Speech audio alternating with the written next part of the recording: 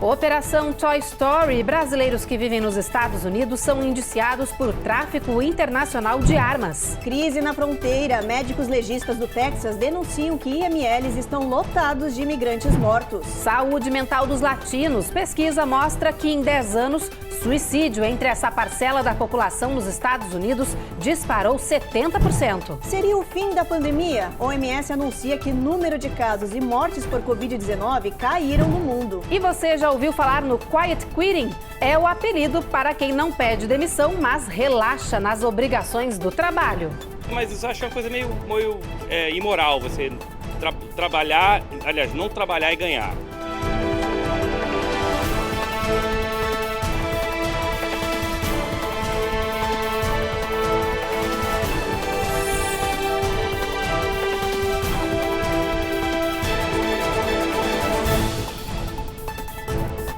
Boa noite. Olá, boa noite. A edição de hoje começa com o assunto saúde mental. Esse é o maior problema de saúde pública que os Estados Unidos enfrentam. Hoje, 1 em cada 5 pessoas já passou ou vai passar por algum problema mental na vida. E a maior vulnerabilidade está nas comunidades latinas. Mais da metade dos imigrantes acima de 18 anos não vai ter acesso a tratamentos mentais. E isso tem influenciado um índice alarmante, a alta taxa de suicídio nessa parcela da população. Eloá Zen tem as informações pra gente.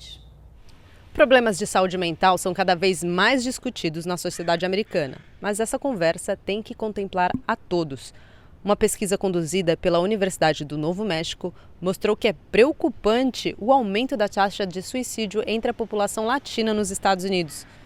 De acordo com esse estudo, entre 2010 e 2020, o suicídio entre hispânicos disparou 70%, enquanto essa população, neste mesmo espaço de tempo, cresceu apenas 25%. Os especialistas citam que os transtornos mentais entre as famílias hispânicas são altos. Eles acreditam que o preconceito e a discriminação contra estrangeiros podem ser alguns dos problemas que resultam nesses índices alarmantes, principalmente nas regiões sul e oeste dos Estados Unidos, onde há maior concentração de imigrantes. Grande parte das pessoas desse grupo trabalham em subempregos, não têm documentos e, portanto, não têm acesso a médicos. Isso impede, por exemplo, certos tratamentos hospitalares, inclusive com psicólogos. Os médicos alertam que, a menos que os imigrantes sejam incluídos num sistema de saúde, a tendência é que essas estatísticas continuem crescendo. Na literatura, a experiência dos imigrantes tem sido repetidamente identificada como associada a uma maior vulnerabilidade aos problemas de saúde mental. Embora não haja uma evidência epidemiológica definitiva a esse respeito, geralmente se admite que a experiência migratória está associada a múltiplos estressores, o que pode prejudicar a saúde mental dos imigrantes. Agora a gente fala sobre a crise na fronteira sul do país. Dados do governo mostram que este ano de 2022 pode ser o mais mortal da história na região. Com os agentes encontrando corpos quase que diariamente na fronteira, oficiais dos IMLs dos 11 condados do Texas que ficam na divisa com o México dizem que estão com a capacidade lotada.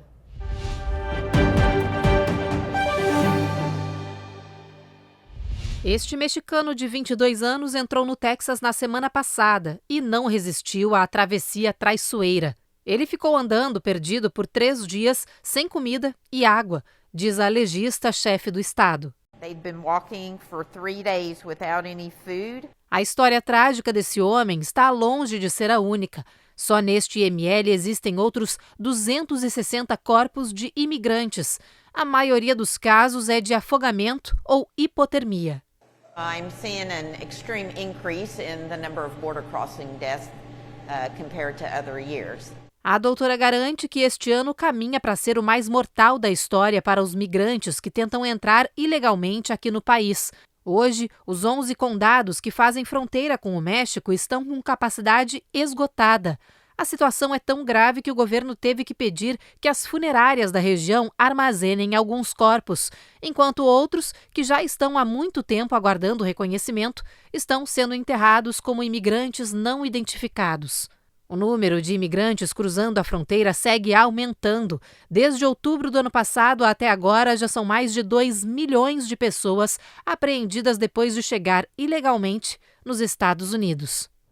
A gente fala agora de uma parcela da população que vem sendo deixada de lado pelo governo norte-americano, mas que é responsável por movimentar boa parte da economia do país: as pessoas negras. Esse grupo de moradores gasta 1,6 trilhão de dólares no território americano, mas na maioria das vezes é esquecido. As pessoas negras são também as mais afetadas pela crise no país, como a inflação alta, por exemplo.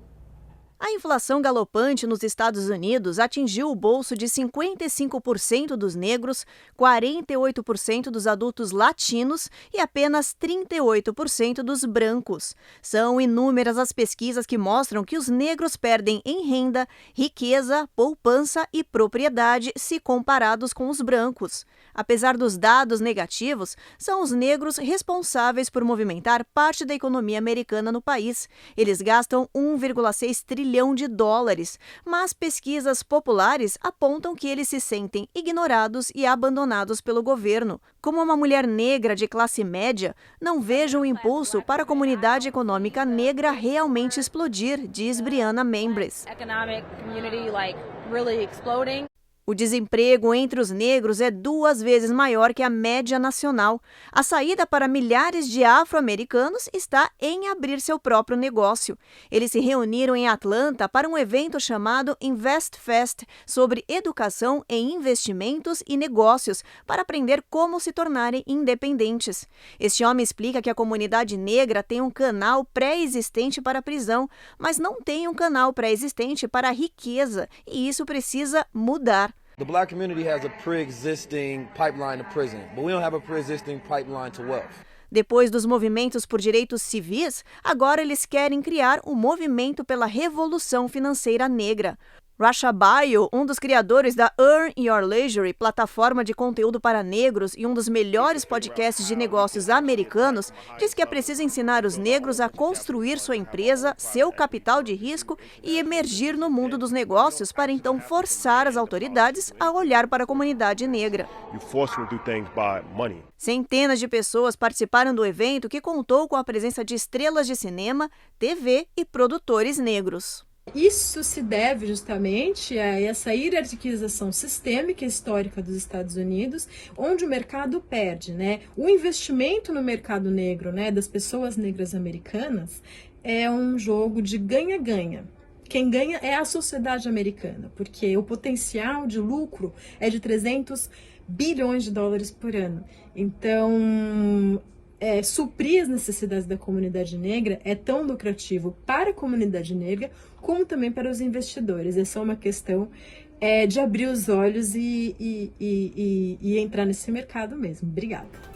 Depois do intervalo, a gente fala sobre a nova ação do presidente Joe Biden para proteger deportações de mais de 600 jovens do programa DACA. E tem reportagem especial sobre o burnout, a síndrome de esgotamento profissional. Só em 2021, o acúmulo de trabalho provocou o distúrbio em pelo menos 38% das pessoas. A gente já volta.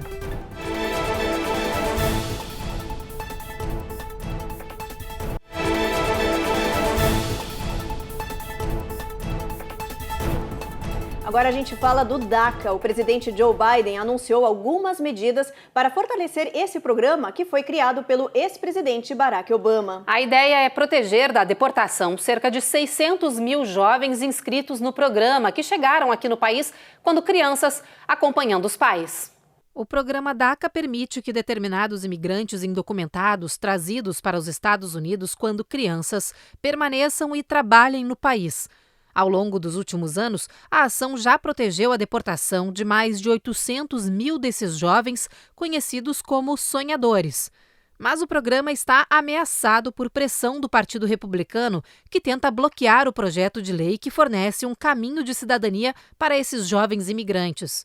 Com isso, nessa quarta-feira, Joe Biden emitiu uma nova normativa que entrará em vigor no final de outubro, a fim de preservar o programa e proteger os integrantes do DACA, evitando que eles sejam processados e deportados por causa da sua situação migratória. A nova norma tem como objetivo continuar a política original implementada em 2012 por Barack Obama. Bom, agora a gente fala sobre burnout, a síndrome do esgotamento profissional. No ano passado, com a grande quantidade de pessoas trabalhando, no home office, disparou o número de casos de estresse mental e, claro, entre os brasileiros também. Olha, um estudo feito por uma empresa global mostrou que pelo menos 38% das pessoas sofreram algum tipo de esgotamento ou distúrbio por causa do acúmulo de trabalho. Giovanna Locatelli foi conferir essa história pra gente. 4 filhos, 2 empregos, uma média de 12 horas de trabalho por dia, compromissos aos finais de semana e muitas responsabilidades. Assim é o dia a dia de Helena, uma rotina que quase custou a saúde da especialista em marketing digital. Eu estava chegando no meu limite, eu já estava percebendo isso em queda de cabelo, nas unhas, no corpo, no sono, querendo dormir mais do que o normal. Então, assim, muito cansaço, palpitação, coração, sabe? Você sentia que a respiração estava ofegante sem motivo. E eu falei, vou procurar um especialista. Eu acho que foi a melhor coisa que eu fiz. Assim como Helena, outros profissionais estão expostos e suscetíveis a desenvolver a síndrome de burnout, uma doença silenciosa que vem em resposta ao excesso de trabalho e de responsabilidades decorrentes da profissão. Segundo pesquisa feita pela LA Jade do Grupo Adecco, empresa suíça de recursos humanos que atua em 60 países, 38% das pessoas ouvidas dizem ter sofrido a síndrome de burnout ao longo do ano passado. Os pesquisadores entrevistaram 15 mil pessoas em 2021 em diversos países do mundo. O burnout é mais comum em profissões em que altos níveis de estresse, ansiedade e cobrança são esperados. É o caso, por exemplo, de policiais, bombeiros, médicos, entre outros.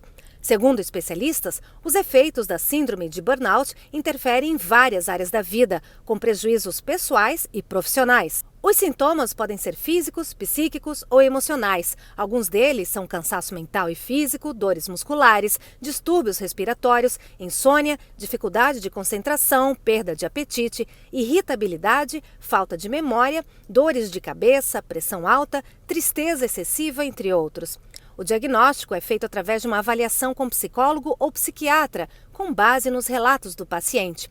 Uma vez diagnosticada a síndrome de burnout, o tratamento é feito com a ajuda de medicamentos e terapia. O excesso de trabalho, ele é gostoso até um ponto para quem gosta daquela adrenalina, da pressão, da entrega, de ter que entregar no limite, no horário e tudo. Só que é uma linha muito tênue para o que fica doentio.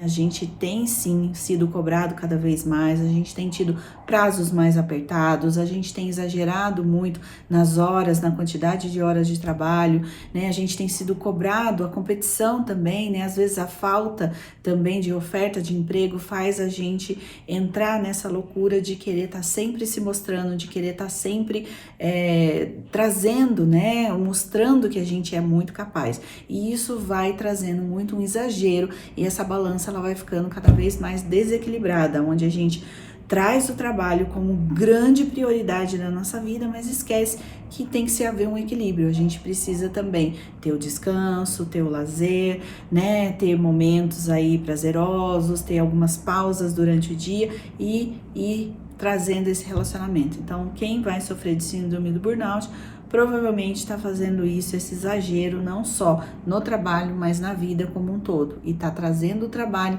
para ocupar grande parte dessa vida aí, que esquece que tem que ter também um equilíbrio.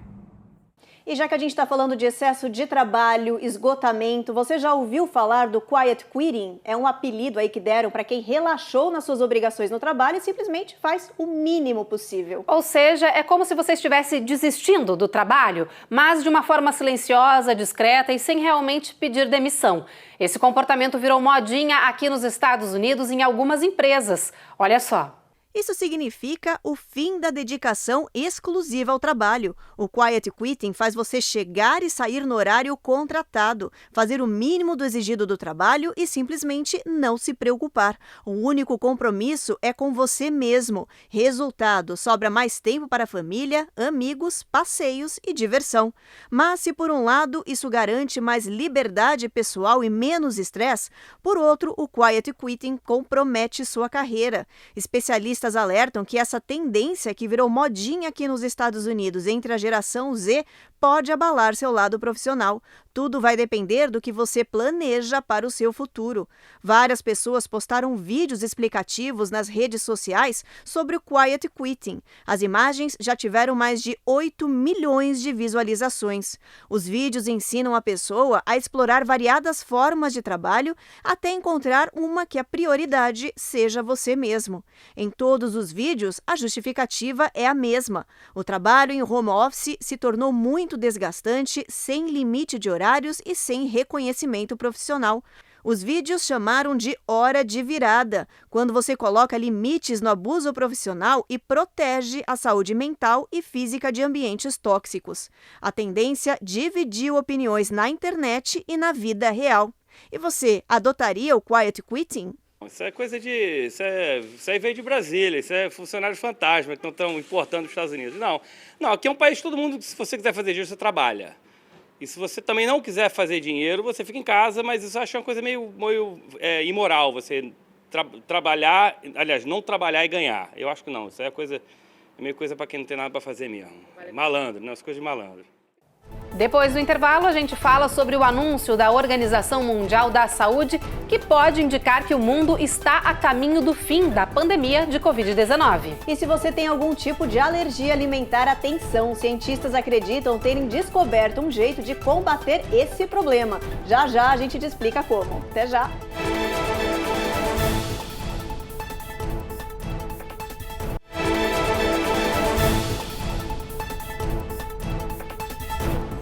Já estamos de volta e para falar de Covid-19, a Organização Mundial da Saúde anunciou que o número de mortes e de casos da doença estão finalmente caindo em absolutamente todo o mundo. Olha, segundo a OMS, na última semana, as infecções reduziram pelo menos 9% e as mortes 15%. Ainda, segundo a organização, a queda nos números acontece em absolutamente todas as regiões do mundo, exceto no Pacífico Ocidental. Bom, pessoal, só aqui nos Estados Unidos, os casos de Covid-19 estão em queda em 16% nesses últimos 14 dias. Do total dos 50 estados norte-americanos, apenas 3 apresentam um aumento no número de infecções. É o caso de Rhode Island, Dakota do Sul e Tennessee. Hoje, a subvariante dominante aqui no país e em todo o mundo segue sendo a Omicron BA.5, que representa 70% dos casos. No início desta semana, a Pfizer pediu à FDA que autorize sua vacina combinada que adiciona proteção contra as subvariantes da Omicron. Olha, a Casa Branca, diante desse anúncio, disse que a aprovação é fundamental para que o país implemente uma nova campanha de vacinação, dessa vez de reforço ainda no outono deste ano. Pois é, olha, bom, esses números da OMS mostram que o mundo pode estar caminhando aí para o fim de uma pandemia da Covid-19. Só que os efeitos dessa doença ainda vão ser sentidos por muito tempo e no mundo inteiro. Pois é, por isso muitos médicos e cientistas estudam como as pessoas que tiveram Covid-19 podem enfrentar uma série de problemas no futuro. Uma pesquisa recente acaba de descobrir que quem lutou contra a forma grave da doença pode ter problemas neurológicos no futuro. De acordo com um estudo publicado na revista científica The Lancet, as pessoas que tiveram Covid-19 e lutaram por muito tempo contra a doença podem experimentar déficit cognitivo, demência, transtorno psicótico e epilepsia ou convulsões. Tudo isso até 2 anos depois de combater o coronavírus. Ainda segundo os cientistas, as crianças também correm risco de experimentar esses problemas. Os estudiosos das universidades de Oxford e Cambridge disseram que identificaram essa mesma tendência de predisposição para problemas neurológicos e psiquiátricos em todas as variantes do coronavírus, incluindo as menos mortais. Mais de 1 bilhão de pessoas nos Estados Unidos, Reino Unido, Espanha, Bulgária e Índia participaram do estudo. Ainda no tema saúde, os cientistas anunciaram que podem ter descoberto uma cura para as alergias alimentares no mundo. O problema é que essa possível cura está associada com uma polêmica. Pois é, olha, o remédio é extremamente desagradável, tem gosto e cheiro tão ruim que a maioria dos voluntários não conseguiu engolir durante os testes. Isso levou os médicos de volta aí à estaca zero. Segundo a FDA, 32 milhões de pessoas são alérgicas a variados tipos de pólens, produtos e comida nos Estados Unidos. Entre os alimentos, os alérgicos mais comuns são leite, ovos, nozes, peixe, mariscos e trigo. Para tentar resolver esse problema, a Sociedade de Química Americana buscou tratamentos em um estudo com ratos. Os pesquisadores encontraram um composto bacteriano chamado Bioter-8 que se mostrou promissor nas reações alérgicas. O composto ajudou a crescer bactérias no corpo e a restaurar a barreira de proteção do intestino. Mas houve um problema. O Bioter-8 é desagradável demais para tomar como comprimido. Voluntários disseram que o remédio tem um cheiro forte de excrementos. Vários voluntários não conseguiram engolir e tiveram problemas ao sentir o odor forte. Aqueles que engoliram tiveram mal-estar. Os cientistas afirmaram que foi um balde de água fria e uma volta para estaca zero. Agora eles buscam formas de isolar o cheiro e o sabor. O remédio ainda está em fase de testes, mas é uma esperança para os milhares de alérgicos no mundo. É isso que eles têm que fazer, alguma coisa para que overcome o glúten. Entendeu? Que vai ajudar a processar o glúten. Eu não acredito que vai ter uma cura 100%, mas pelo menos uma coisa que vai ajudar você a processar o glúten. Bom, tomara que consigam, né, Ruth? Pois é, porque do jeito que tá, não dá, né? Ninguém vai se dispor. Não, com toda certeza ninguém vai se dispor. E olha, depois do intervalo, a gente fala de uma operação da Polícia Federal do Brasil que identificou aí como brasileiros estavam traficando armas dos Estados Unidos, gente, adivinha como? Dentro de brinquedos. E a gente te mostra também o flagrante impressionante de uma mulher que tentou fugir depois de ser presa pela polícia em Oklahoma. Ela conseguiu soltar as algemas e pegar a arma de um agente. Não sai daí que a gente te mostra todos os detalhes em alguns minutos.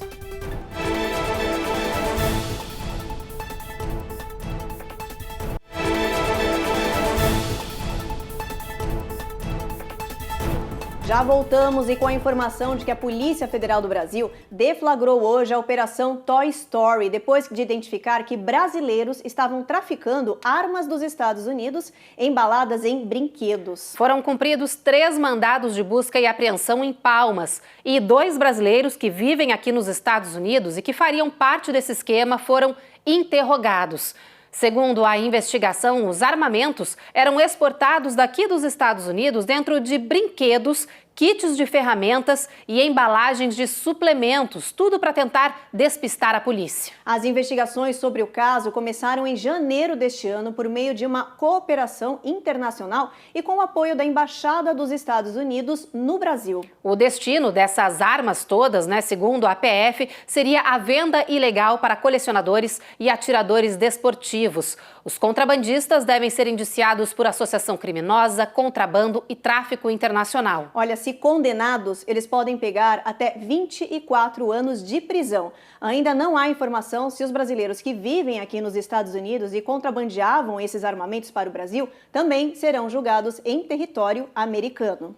Bom, agora a gente muda de assunto e olha só essa história. Uma mulher de Oklahoma foi presa por mau comportamento, mas agora ela é acusada de tentativa de assassinato. É que ao ser detida pela primeira vez, ela foi colocada na viatura da polícia e lá dentro se soltou das algemas, pegou um fuzil dos agentes e disparou contra eles. A cena inacreditável que mais parece um filme foi registrada por uma câmera interna da viatura e, claro, rodou na internet.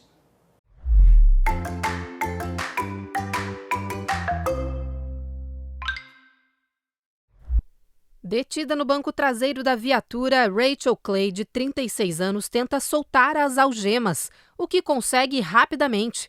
Em seguida, ela pega um fuzil da polícia que estava no banco da frente e tenta entender como a arma funciona. De repente, começa a disparar pela janela que estava aberta. Segundo a polícia, ela atirou pelo menos 10 vezes contra os policiais e as pessoas que passavam pela rua. O vídeo do caso, obtido pela rede de TV ABC, mostra o momento em que os disparos atingiram um oficial e um senhor que falava com os agentes.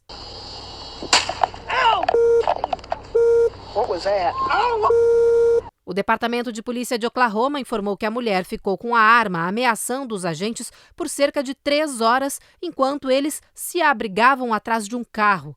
Depois de ser presa, agora pela segunda vez, ela testou positivo para a droga metanfetamina. Ela segue detida e será julgada por diversos crimes, entre eles tentativa de assassinato. Não, a imagem é impressionante, né, Ruth? Como que ela se soltou da algema é a primeira pergunta.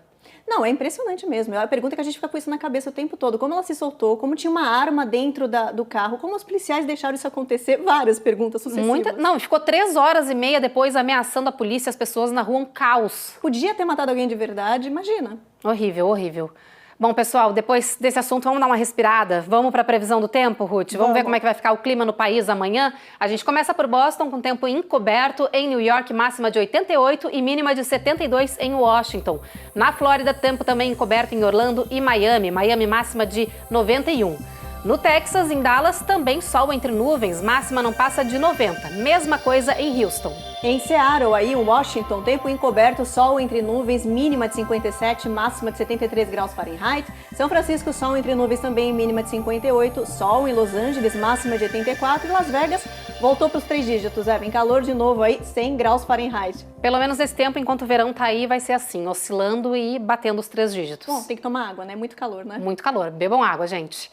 E já que nós estamos aqui falando de tempo, né, de céu, vamos um pouquinho mais além? Vamos lá para o espaço? Vamos. É que a NASA anunciou a descoberta de um novo planeta, mas quer a ajuda das pessoas, adivinha para quê? Pois é, olha, para batizar esse novo planeta, a Agência Espacial abriu um concurso para quem der o nome mais criativo. Quem ganhar essa disputa vai ter o seu próprio nome destacado na NASA.